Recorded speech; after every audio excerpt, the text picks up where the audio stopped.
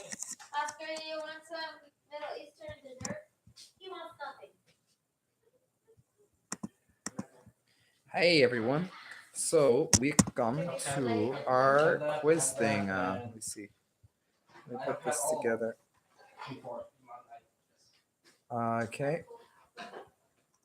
I'm just gonna say real quickly that we're gonna be live. We're gonna wait like around 5-ish minutes, everyone.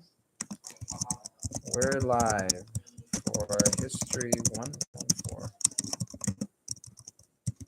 Join us.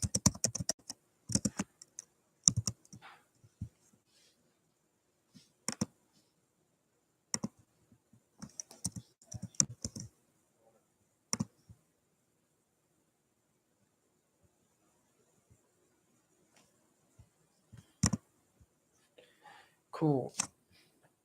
Okay,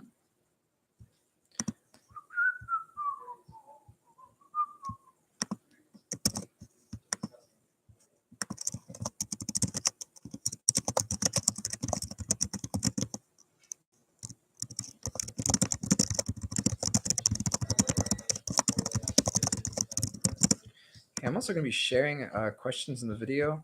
There's going to be 10 questions. It's like a example quiz that I made up, so I'm going to give you that one. It doesn't cover everything, but it covers a decent amount of the documentaries and stuff. Let me go and share that with y'all right now. Shareable link. Anyone can view. Okay, here's it.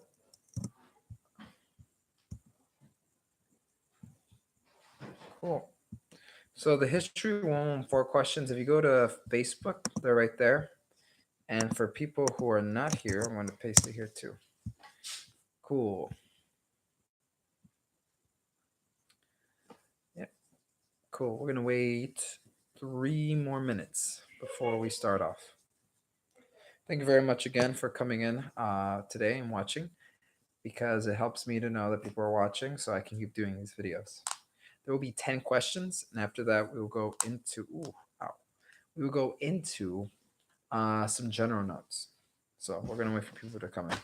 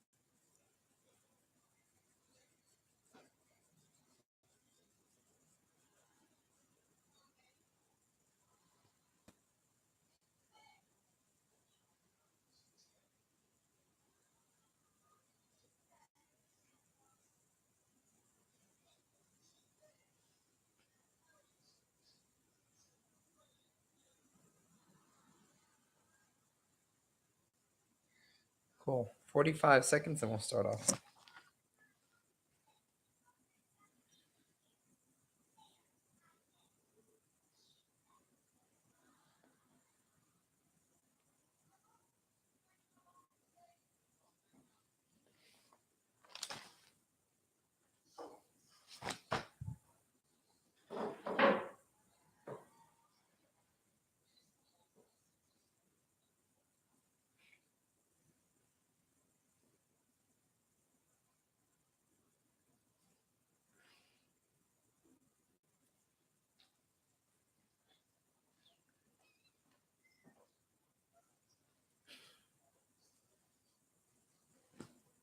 Cool. So welcome again to History 114. We're going to do a little quiz right now. If you don't know where the document is, I'm going to send in the email too, the questions that follow up. So please check your email to get the questions if you don't have them. I'm going to read them off and say the question choices. These are also going to be on the Facebook pages if you look for it. They'll be in the comment section of the video says that we're live. Cool. And they're right there in the comments as well.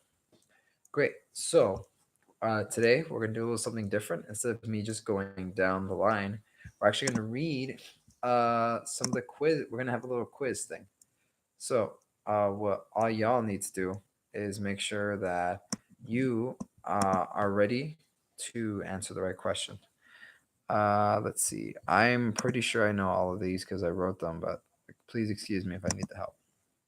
Cool. I'll read the question and all the answer choices twice, and then you will decide what it is. I'll always give you like 15, 20 seconds between each one, and that should be good. If any new people come in, let me know. Cool. So let's start. Number one, in what year was Gabriel's slave revolt? A, 1791, B, 1800, C, 1822, or D, 1831? Again, in what year was Gabriel's slave revolt?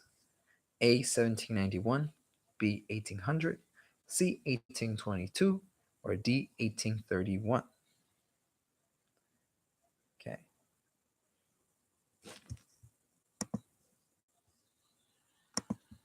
The answer is B, Gabriel's slave revolt.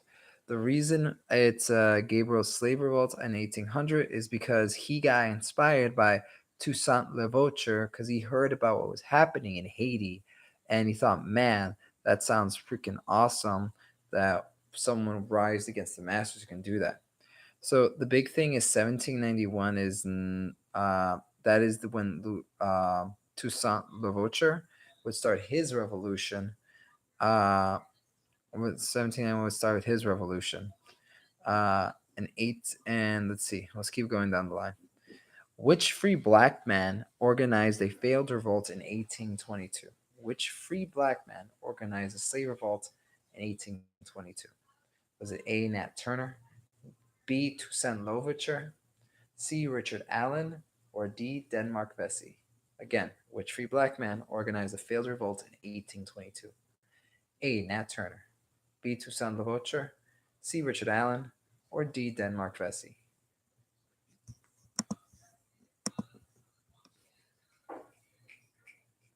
The answer, Denmark Vesey. He had a failed slave revolt that happened, I believe, in Philadelphia. Denmark Vesey revolt. Let me see. I make sure it's right.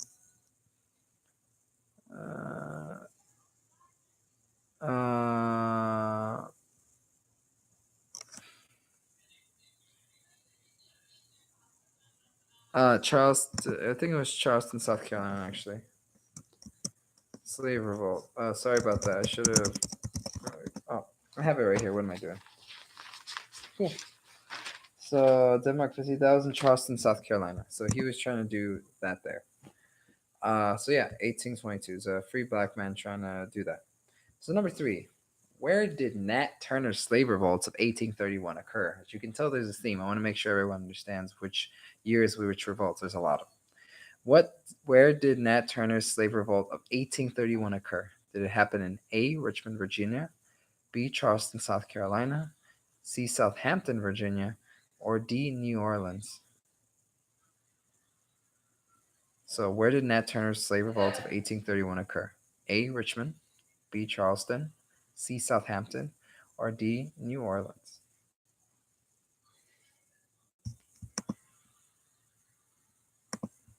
The answer for this one is C, Southampton, Virginia. So he would do the slave route here. I remember Nat Turner was actually a slave who ran away, but God came to him in a vision saying that you need to go back and free your people. He was a very religious man, talked about, told him that we need to free and rise up against the slave masters and fight. So he very much was brought to a slave revolt. His passion was that God told him to do it. As you're saying, Denmark Vesey was organized. He wanted people to come together. He hated that they were not treated equal. He actually was wanted to be more violent than Toussaint, who Toussaint actually was like, we're gonna kill the slave masters, but we'll leave like anyone else who is like not really a master, anyone who's not really like a threat alive. But Denmark Vesey was like, nah, he wanted to go hard. He wanted to have a full on revolution. And Nat Turner's was more religious based. And here's the thing: Nat Turner's slave revolt did happen, and it did kill people. Gabriel's got thwarted, and so did Denmark Vesey. So the only two revolutions that really, the only revolution here that really came about was Nat Turner's slave revolt. Okay, so four. Would which of these people was not part of the African American Methodist Episcopal Church? Which of these people were not part of the African American Methodist Episcopal Church? Was it A. Paul Cuff, B. Absalom Jones, C. Richard Allen, or D. Joanna Lee?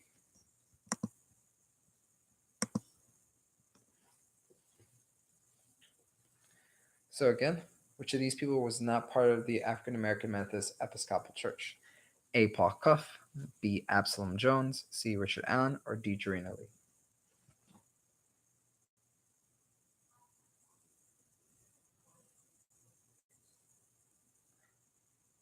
The answer to this one was A. Paul Cuff. Paul Cuff was not even in Philadelphia. He was in a different town, and he died around 1817. He was an older guy. He was very much the one that didn't want to pay taxes because he saw, since he couldn't really vote or do anything, he didn't want to pay taxes. Excuse me.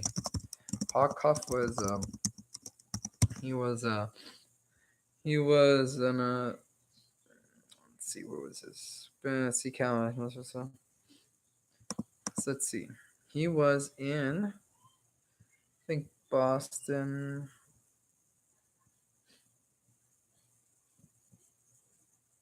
Oh man, yeah, he was in Boston, Massachusetts. So Boston, Massachusetts, where Paul Cuff was. A lot of the people from the American Methodist Episcopal Church are from in Philadelphia, Pennsylvania. So I just remember that. Absalom Jones and Richard Allen together would found the church system, the African American Methodist Episcopal Church. Richard Allen was like the head guy to found it. Absalom Jones was the first person to be ordained as a priest there, or ordained to preach there. Not priest. He was ordained to preach, a preacher. And then Drina Lee would be the first woman to be ordained by Richard Allen to preach there. So that's the connections with those things. Okay. Which two African women were published in 1773 for their poems? Was it A. Sarah Mapps Douglas, B. Joanna Lee, C. Louis Terry Prince, or D. Phyllis Wheatley? You have to choose two. Which two African women? So choose two letters. Which two African women were published in 1773 for their poems? A. Sarah Mapps Douglas, B. Joanna Lee, C. Louis Terry Prince, or D. Phyllis Wheatley? I get a napkin while we're all waiting. Get back.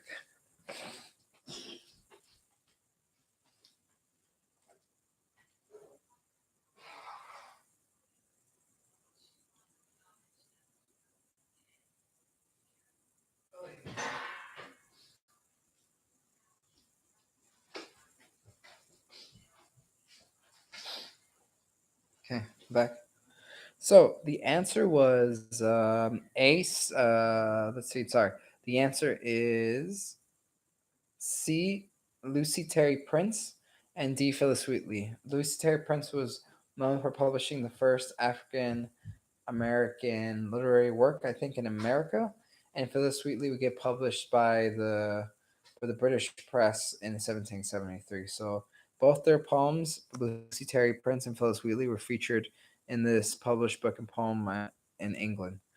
Drina Lee was one of the preachers from the church, so she may have had her own writings, but she wasn't published that year. And Sarah Mapps Douglas was was like essentially the first African American painter to had recognition that was producing artwork. She was the first African American woman to like really produce artwork and have it recognized in the United States. So that's her thing. In what 1781 document did Thomas Jefferson mock slaves? Was it A, the notes on the state of Virginia, B, the origins of the races, C, thoughts on polygenesis, or D, the 14 queries? In what 1781 document did Thomas Jefferson mock slaves?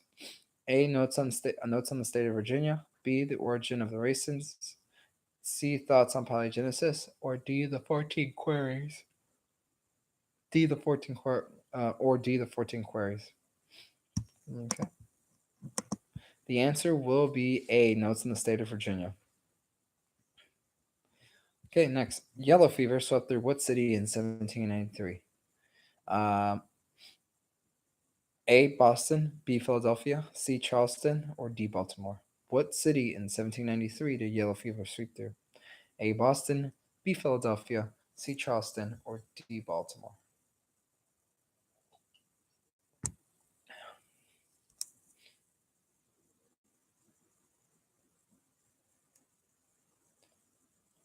The answer would be B, Philadelphia. And as a little bonus thing, 5,000 people died in the yellow fever epidemic, and 10% of the blacks who helped, they're essentially the nurses for the people who were dying from yellow fever. 10% of those people would die. And the main reason they went out is because Benjamin Rush really saw this as an opportunity for blacks to be seen as cared as part of society by going in, because Benjamin Rush was racist as hell and he thought that black people were like immune to yellow fever. They had more resistance, but they weren't immune. So that was a big thing too. Okay, number 8. How many pounds could a can produce before steam power? Um, A, 100, B, 125, C, 150, or D, 200? How many pounds of collagen could the collagen produce before steam power? A, 100, B, 125, C, 150, or D, 200?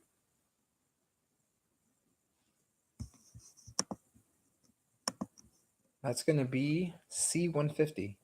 150 pounds. And after steam power, it gets way more insane. Uh, by 1820, America was producing 334,378 bales of cotton. By the eve of the Civil War, it was 4.8 million bales.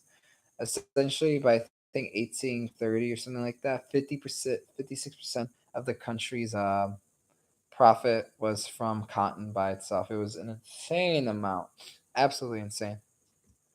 What article of the 1798 Constitution indirectly made Maryland and Virginia profitable slave breeding states? What article of the 1798 Constitution indirectly made Maryland and Virginia profitable slave breeding states? A. Article 1, Section 9. B. Article 1, Section 2. C. Article 2, Section 1. Or D. Article 2, Section 2. Okay, so what made Maryland and Virginia profitable indirectly? Was it A. Article 1, Section 9. B. Article 1, Section 2. C. Article 2, Section 1. Or D. Article 2, Section 2?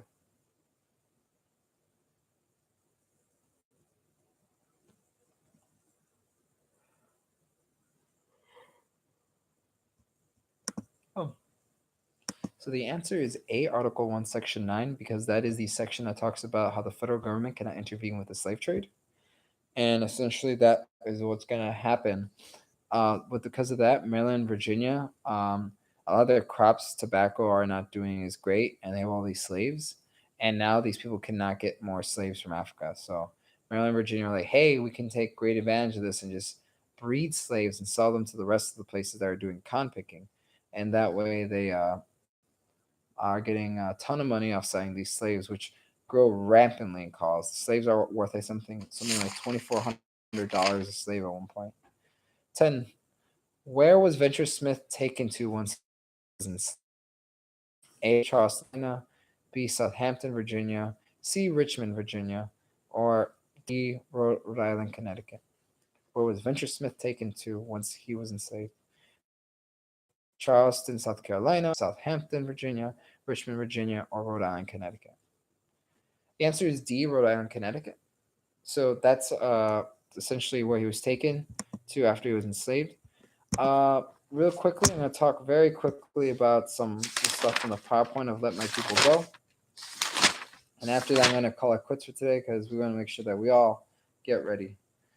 So remember, Gabriel Prosper was born a slave and secured his freedom because he was declared fit and inspired by the Haitian Revolution. Khan Kingdom was very big. Uh, let's see. With steam power, uh, by 1830, steam power made so the Khan can make 1,000 pounds a day. By the way, so before steam power, 150 pounds. After steam power, 1,000.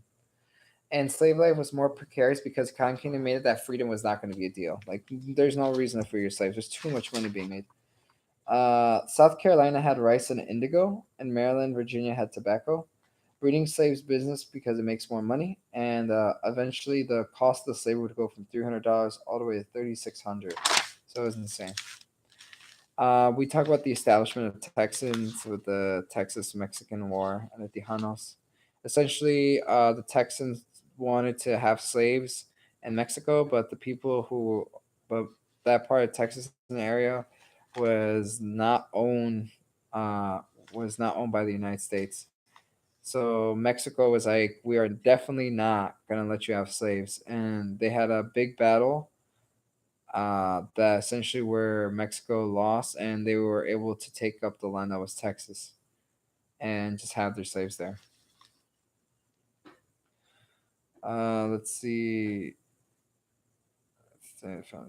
And once 1830 hits, families are being families being separated is more likely, and there's more fear among people. Before Kanjin hoped for freedom because of Constitution, Article 1, Section 9. So before the Kanjin, people with that hope that they were going to get free. After the Kanjin, they were like, oh, no, it's not happening. Free black men, if you're wealthy or not, didn't matter. You need to have a white guy vouch for you, or or because a black person cannot testify against any white, even if that white is complete, like utter trash. You can't do it. The only reason slave conditions got better is because they wanted to breed the slaves. You know, they had an invested interest in keeping them alive. William Harper was pro-slavery because he thought William Harper thought blacks could be more civilized and a lot more like a white parent to the incapable black slaves. That's gonna be very big. So that's paternalism, William Harper. So the pro-slave arguments of have these principles is that one, it solidified institution of slavery with cotton. Thus, two, made slavery more of a national economic survival and importance. And three, it relegated economy of South on agriculture and depends on Northern capital. Uh, so these are the principal beliefs of pro-slavery arguments. Solidify institution of slavery, con, made slavery more of a national economic survival and importance. It relegated economy of the South on agriculture and depends on Northern capital. If not for Northern capital, South may not have been able to survive long because there's so much money going to the North that money is being transferred there to make sure that they can pay the bills and stuff. So another thing is four, increase the demand for slaves and increase the value of those already here.